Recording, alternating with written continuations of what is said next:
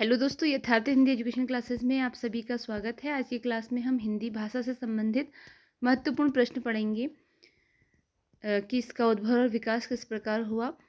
तो चलिए स्टार्ट करते हैं अपनी क्लास को। पहला प्रश्न है आज का। इससे पहले के क्वेश्चन मैं इससे पहले की वीडियो में करा चुकी हूँ, तो उससे आगे के क्वेश्चन आज हम देखेंगे। पहला क्वेश्चन है कि आगरा का बोली क्षेत्र है, इनमें से कौन सा आगरा का बोली क्षेत्र है बताना है। इसके लिए राइट आंसर है ऑप्शन सी, ब्रज। जो आगरा का बोली क्षेत्र है वो ब्रज भाषा है। अगला है डॉक्टर सुनीति कुमार चटर्जी के अनुसार पूर्वी हिंदी आधुनिक भारतीय आर्य भाषाओं के किस वर्ग में आती है। ये आपको सुनीति कुमार चटर्जी के अनुसार बताना है कि पूर्वी हिंदी आधुनिक भारतीय भाषाओं के किस आर्य भाषाओं के किस वर्ग में आती है। इसका राइट आंसर ऑप्शन डी है, यह आती है प्राच्य में। अगला क्वेश्चन है डॉक्टर धीरेन्द्र वर्मा ने वैदिक ध्वनियों की संख्या मानी है। डॉक्टर धीरेन्द्र वर्मा ने वैदिक ध्वनियों की संख्या कितनी मानी है। इसका राइट आंसर है ऑप्शन ए, 13 स्वर और 38 व्यंजन, कुल मिलाकर 51 इन्होंने माने हैं वैदिक ध्वनियों की संख्या को, जिसमें 13 स्वर और 38 व्यंजन आते हैं।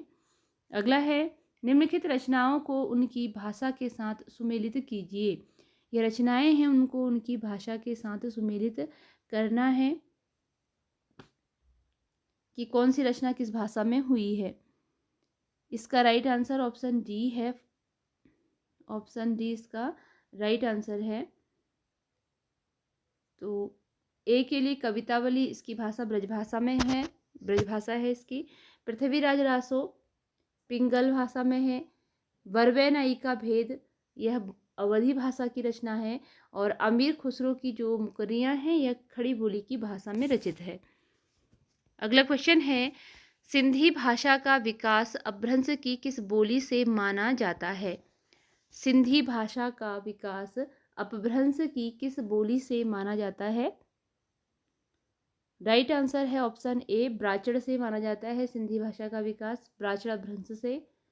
इनमें से कौन सी भाषा भारतीय संविधान की 8वीं अनुसूची में नहीं है। जो नहीं है वह बतानी है। इसके लिए राइट आंसर ऑप्शन डी है, भोजपुरी। यह संविधान की 8वीं सूची में सम्मिलित नहीं है। इसके अतिरिक्त बोडो, संथाली, डोगरी, यह संविधान की 8वीं सूची में सम्मिलित भाषाएं हैं। इनमें से किस भाषा में उपसर्ग नहीं है। उपसर्ग नहीं है।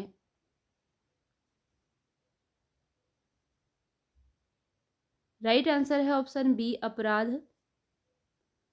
अपराध। अब आपको इसमें लग रहा होगा कि अप है इसमें, ठीक है। जैसे क्योंकि जो पीछे का शब्द है, अगर हम अपराध को अलग करें, अप धन राध, राध का कोई मीनिंग नहीं आ रही है। जब पीछे के शब्द की का भी कोई अर्थ हो और उसके साथ आगे कोई अगला शब्द जोड़कर उसका एक अलग अर्थ निकल जाए, तब वहाँ पर उपसर्ग होता है। जैसे इसमें है मति, मति का मतलब होता है बुद्धि, तो अपमति मतलब बुद्धि का खराब हो जाना। जैसे इसमें है मान, मान का मतलब होता है सम्मान करना, तो अपमान यानी कि अपमान करना। जैसे इसमें है यश, तो यश के आगे हमने अप बनाया तो उसका एक नया अर्थ बन गया अपयश। लेकिन इसमें राध, राध का कोई अर्थ नहीं होता है, ठीक है, इसीलिए इसमें उपसर्ग नहीं है। ये पूरा शब्द है अपराध। अगला है इनमें से किसको संविधान की 8वीं अनुसूची में सम्मिलित नहीं किया गया है। जिसे नहीं किया है 8वीं सूची में सम्मिलित, वह आपको बताना है। तो इसके लिए राइट आंसर है ऑप्शन सी, ब्रजभाषा 8वीं सूची में सम्मिलित नहीं है, जबकि डोगरी, मैथिली, असमिया यह इसमें सम्मिलित है। भारोपीय परिवार की भाषा नहीं है, इनमें से कौन सी है जो कि भारोपीय परिवार की भाषा नहीं है। नहीं में आंसर बताना है। ऑप्शन राइट है इसके लिए D. Option D right answer है। सियोयन जो है भारतीय भारोपीय परिवार की भाषा नहीं है। केल्टिक, इतालिक और जर्मनिक ये भारोपीय परिवार की भाषाएं हैं। अगला क्वेश्चन है आधुनिक आर्य भाषाओं के वर्गीकरण के अनुसार पूर्वी समुदाय की भाषा नहीं है।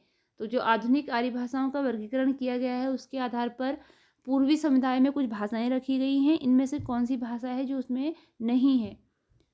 ऑप्शन बी है मराठी भाषा नहीं आती है उसके अंतर्गत, जबकि उड़िया, बिहारी और बांग्ला आती हैं। हिंदुस्तानी शब्द यूरोप के लोगों की देन है, यह कथन किसका है? राइट आंसर ऑप्शन सी है, यह कथन है ग्रियर्सन का कि हिंदुस्तानी शब्द यूरोप के लोगों की देन है।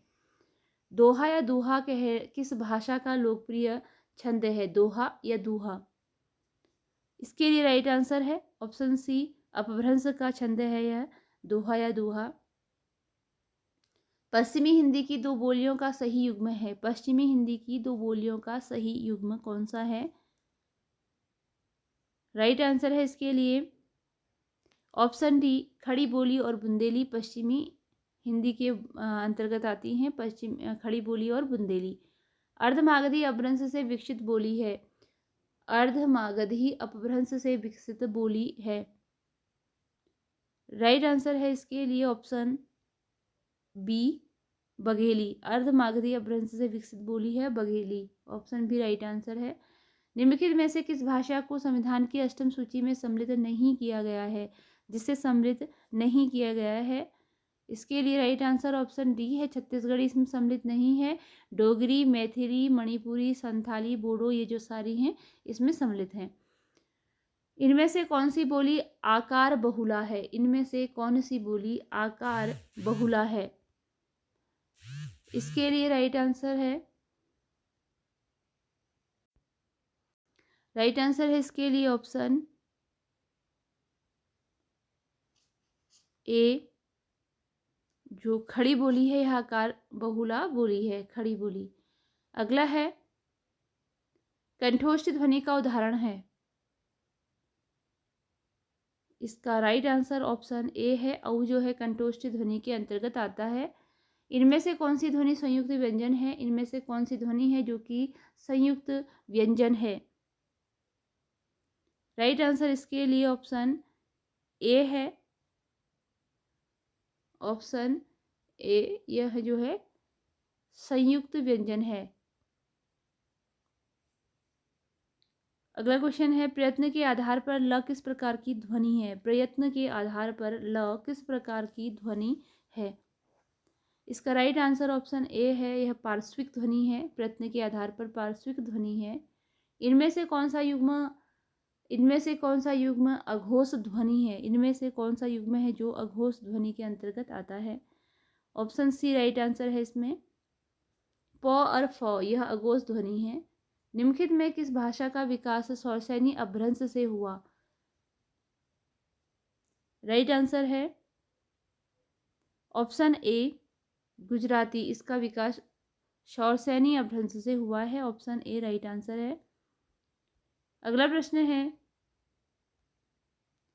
बाह्य प्रयत्न के अनुसार वर्णों के भेद हैं। बाह्य प्रयत्न के आधार पर वर्णों के कितने भेद हैं? राइट आंसर है ऑप्शन सी, बाह्य प्रयत्न के आधार पर वर्णों के 2 भेद हैं। संयुक्त सुमेलित कीजिए रचनाएं हैं, आपको इन्हें भाषा के साथ सुमेलित करना है। इसके लिए राइट आंसर ऑप्शन डी है। ऑप्शन डी राइट आंसर है। अवहट्ट भाषा में लिखी गई रचना का नाम है कीर्तिलता या कीर्तिलता भाषा। कीर्तिलता की भाषा अवहट्ट है। और ब्रज भाषा में भंवरगीत की रचना हुई है। ब्रज भाषा में मधुमालती की रचना हुई है अवधी भाषा में। और प्रिय प्रवास इसकी रचना हुई है खड़ी बोली में। निम्नलिखित बोलियों को उनके क्षेत्र के साथ सुमेलित कीजिए। बोलियों को उनके क्षेत्र के साथ सुमेलित करना है। ऑप्शन बी इसमें राइट आंसर है। इसके लिए ऑप्शन बी राइट आंसर है। खड़ी बोली बिजनौर पर क्षेत्र पर बोली जाती है और ब्रज भाषा का जो क्षेत्र है वो आगरा में है। बांगरू का क्षेत्र है करनाल में और अवधी भाषा का क्षेत्र है सुल्तानपुर में। अगला है, संस्कृत का कोई भी शब्द मनचाहे ढंग से तोड़ मरोड़ कर तद्भव नहीं बनाया जा सकता। उपरोक्त विचार किस विद्वान का है? यह विचार किस विद्वान का है? ऑप्शन ए राइट आंसर है। रामविलास शर्मा के द्वारा यह कहा गया है कि संस्कृत का कोई भी शब्द मनचाहे ढंग से तोड़ मोड़ कर तद्भव नहीं बनाया जा सकता। इनमें से कौन सी बोली बिहारी हिंदी वर्ग में नहीं आती है? राइट आंसर है ऑप्शन सी, छत्तीसगढ़ी बिहारी हिंदी वर्ग में नहीं आती है। अगला क्वेश्चन है, निम्नलिखित बोलियों को उनके क्षेत्र के साथ सुमेलित कीजिए। ये बोली क्षेत्र के साथ सुमेलित करने हैं। ऑप्शन सी राइट आंसर है इसमें। पश्चिमी पहाड़ी शिमला का क्षेत्र है, मध्यवर्गीय पहाड़ी गढ़वाल, भोजपुरी गाजीपुर और मगही पटना। अगला प्रश्न है,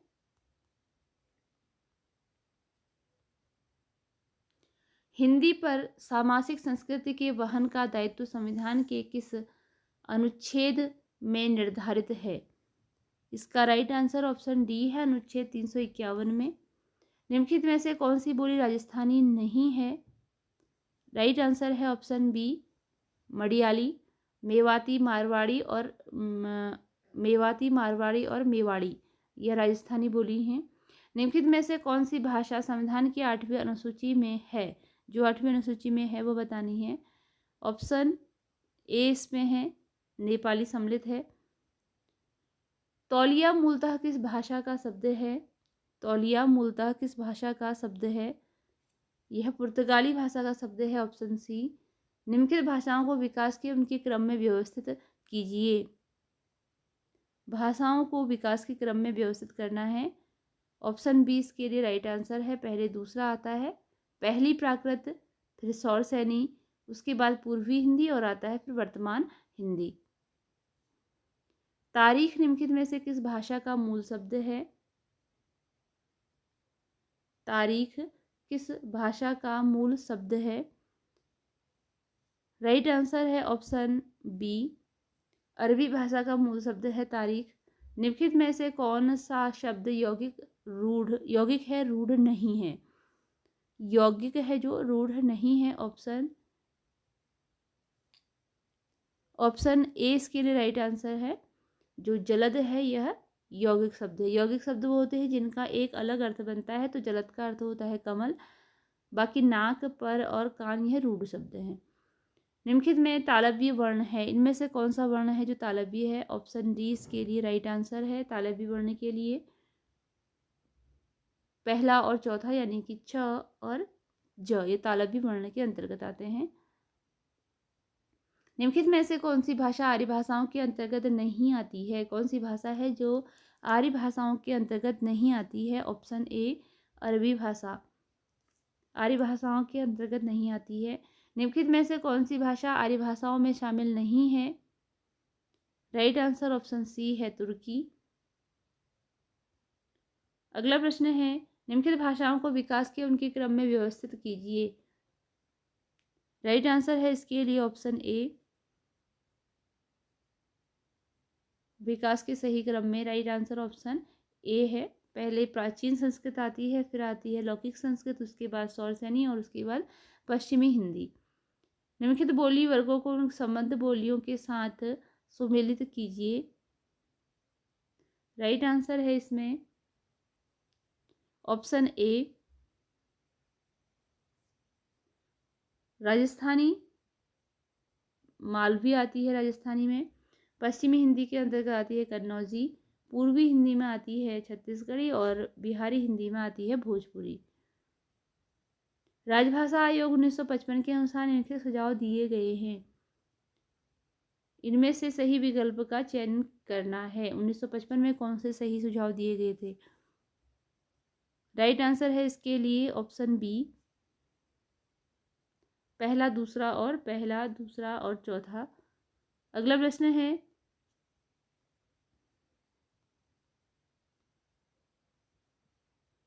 निम्नलिखित में से कौन सा शब्द फारसी का है? इनमें से कौन सा शब्द है जो कि फारसी भाषा में लिखा गया है? फारसी भाषा का है, कौन सा शब्द है? राइट आंसर है ऑप्शन ए, दाग। यह फारसी भाषा का शब्द है। संविधान के अनुच्छेद 343 में संघ की राजभाषा के बारे में निम्नलिखित में कौन सा प्रावधान किए गए हैं? अनुच्छेद 43 में कौन से प्रावधान किए गए हैं? ऑप्शन बी, पहला और दूसरा, यानी कि संघ की राजभाषा हिंदी की लिपि देवनागरी होगी और शासकीय प्रयोजनों के लिए भारतीय अंकों का अंतर्राष्ट्रीय रूप मान्य होगा। निम्नलिखित में से कौन सा शब्द रूढ़ है, यौगिक नहीं है? राइट आंसर ऑप्शन ए है पीला। यह जो है रूढ़ शब्द है, यौगिक नहीं है। अगला है निम्नलिखित बोली वर्गों को उनके संबंध बोलियों के साथ सुमेलित कीजिए। बोली वर्गों को उनकी बोलियों के साथ सुमेलित करना है, तो इसके लिए राइट आंसर ऑप्शन बी है। पहला पश्चिमी हिंदी बुंदेली है, पूर्वी हिंदी बघेली में आती है, और मतलब बघेली पूर्वी हिंदी के अंतर्गत आती है, और बिहारी हिंदी के अंतर्गत आती है मगही, और राजस्थानी के अंतर्गत आती है मेवाती बोली। निम्नलिखित में से कौन सी भाषा आर्य भाषाओं में शामिल नहीं है? इनमें से कौन सी भाषा है आर्य भाषा में शामिल नहीं है? ऑप्शन डी है अरबी। अगला प्रश्न है, कामता प्रसाद गुरु के अनुसार निम्नलिखित का हिंदी भाषा की उत्पत्ति के अनुसार सही क्रम है? कामता प्रसाद गुरु के अनुसार ऑप्शन ए पहला, दूसरा, तीसरा और चौथा, यानी कि सौरसैनी, नागर अपभ्रंश, पश्चिमी हिंदी और वर्तमान हिंदी। सूची एक और बी का मिलान करना है। इसके लिए राइट आंसर ऑप्शन ए है। राजभाषा आयोग की स्थापना 1955 में हुई। राष्ट्रपति का आदेश 1960 में, राजभाषा अधिनियम 1963 में, और राजभाषा नियम 1976 में। निम्नलिखित में से कौन सा तद्भव शब्द नहीं है? इनमें से कौन सा है जो तद्भव शब्द नहीं है? राइट आंसर है इसके लिए ऑप्शन डी कवि। यह तद्भव शब्द नहीं है। निम्नलिखित में से उच्चारण स्थान को आपको सही सुमेलित करना है, कौन सा किसका उच्चारण स्थान है? तो इसके लिए राइट आंसर है, इसका सीधे मिलान देख लेते हैं। इसके लिए राइट आंसर है ए का दूसरा, बी का तीसरा, सी का चौथा है, और जो डी है उसका पहला है। अगला प्रश्न है, निम्नलिखित में से कौन सा तत्सम शब्द नहीं है? जो शब्द तत्सम नहीं है वो बताना है, और राइट आंसर इसके लिए ऑप्शन डी है किसान। यह तत्सम शब्द नहीं है। इसके अतिरिक्त अग्नि, अग्नि, आज्ञा और भ्राता, ये भ्राता है यहाँ पर साफ नहीं दिख रहा है, तो भ्राता ये जो है तत्सम शब्द है। निम्नलिखित में से कौन सी भाषा शामी भाषाओं में शामिल नहीं है? शामी भाषाओं में शामिल नहीं है। राइट आंसर ऑप्शन डी है फारसी। सूची एक और दो का मिलान करना है, और इसके लिए राइट आंसर है option D. Option D right answer है। राष्ट्रपति का आदेश 1955, संसद की राजभाषा समिति के सुझाव 1959, राजभाषा अधिनियम 1963, और जो संकल्प है वह है 1968। तो इसी के साथ आज की यह वीडियो यहीं पर एंड होती है। मिलते हैं अगली वीडियो में कुछ नए प्रश्नों के साथ। धन्यवाद।